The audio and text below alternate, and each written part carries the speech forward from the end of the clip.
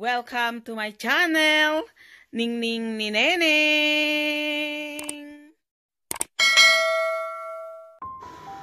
Guys, kamusta kayong lahat? Sana lahat kayo ay okay. Pupunta tayo sa labas upang bumili ng ating kakailanganing lutuin.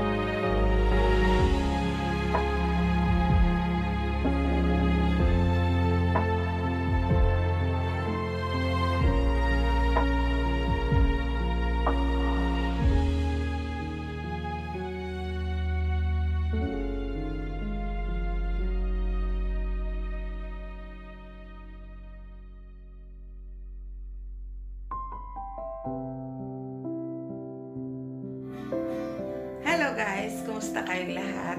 Nandito tayo sa kusina ni Neneng at magluluto tayo ng tinolang kakaiba. Ang isasabaw natin ay sabaw ng pinagugasan ng bigas. At nako, ang sarap-sarap nun guys. Promise. Ilang beses ko nang ginawa yun, kaya ngayon lang ako nagkaroon ng pagkakataon na i-video ang lutuing ito na ang pangsabaw sa ating tinola ay ang pinagugasan ng bigas. Thank you guys! Hope na mag-enjoy kayo!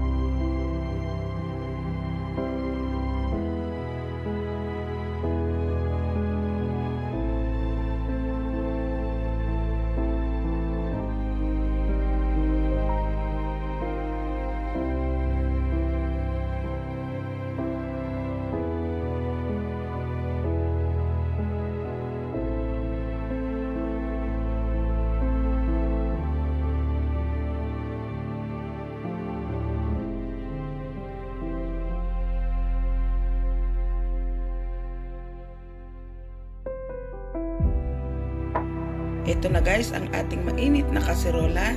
Lagyan natin ng mantika.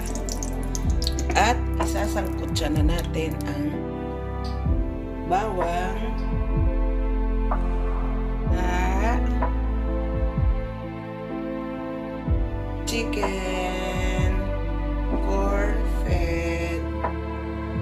Isasangkot siya na natin siya guys. Ito na guys, pwede na natin ilagay ang ating chicken. Ayan.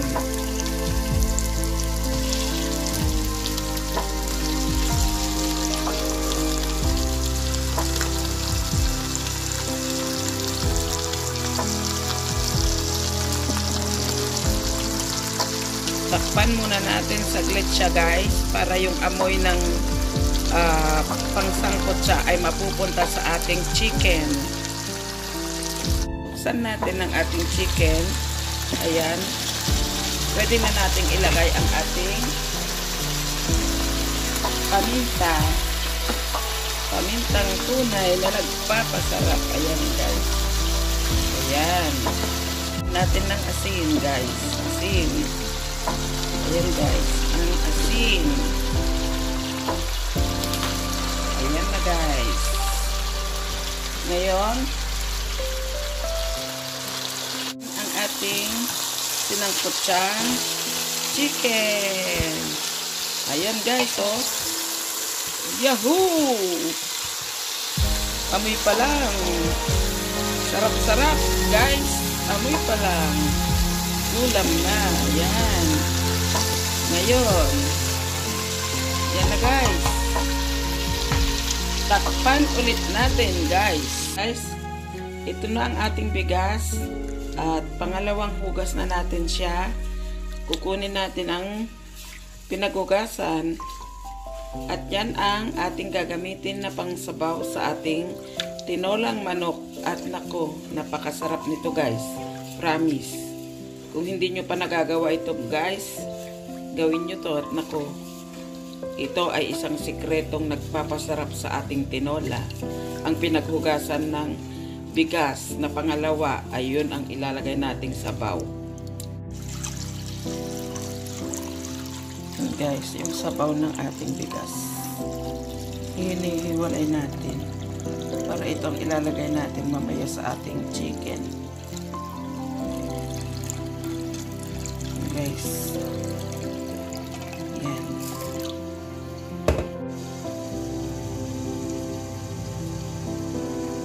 Sabaw ng bigas. Ayan na.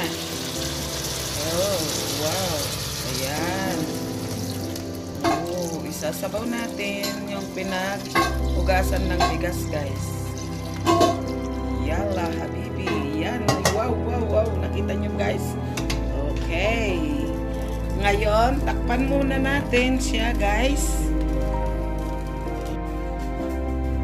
Ito ang panghalo natin guys sa ating tinola, ang asparagus tips. Sarap ito guys. Hugasan muna natin ang ating asparagus tips bago natin ihalo sa ating tinola. Ating hugasan natin siya. Pabayaan muna natin siya dyan guys ng mga 5 minutes para maano.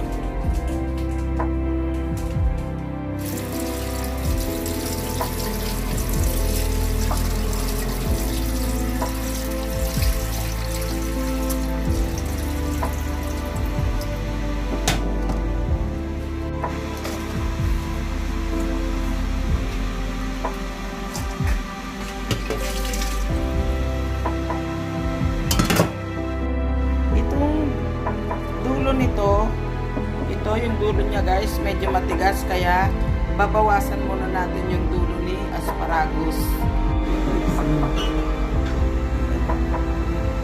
Ito guys, ito guys, ganyan.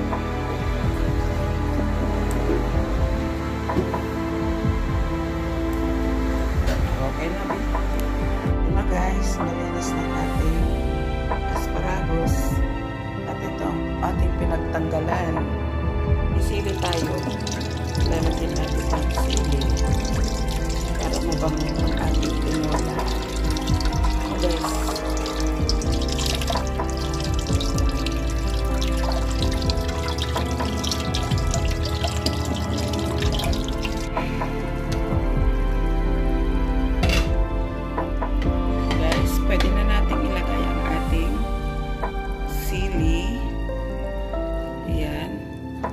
sa ating tinola.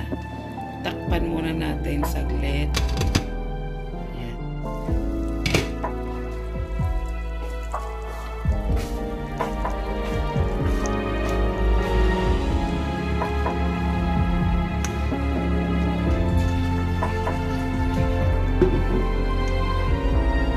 Guys, saglit lang maluto itong gulay na asparagus, guys. Parang ano lang pa, saglit lang. Ayan. Pwede na natin siyang patayin at nakaluto na tayo ng ating tinolang manok. Yan na siya, guys, ang ating tinolang manok. Ayan. Ayan, guys. Wow. Ito, nakaluto na tayo, guys. Wow, wow. Pa! Guys, ito na ang aking tinola. Ayan na. Enjoy na ng aking mga babitos. Piti ka na lang, boy. Alam na natin. Inalam na this, guys. Ina-enjoy na ng aking mga diba? pamilya. Ako naman ito, sabaw-sabaw lang.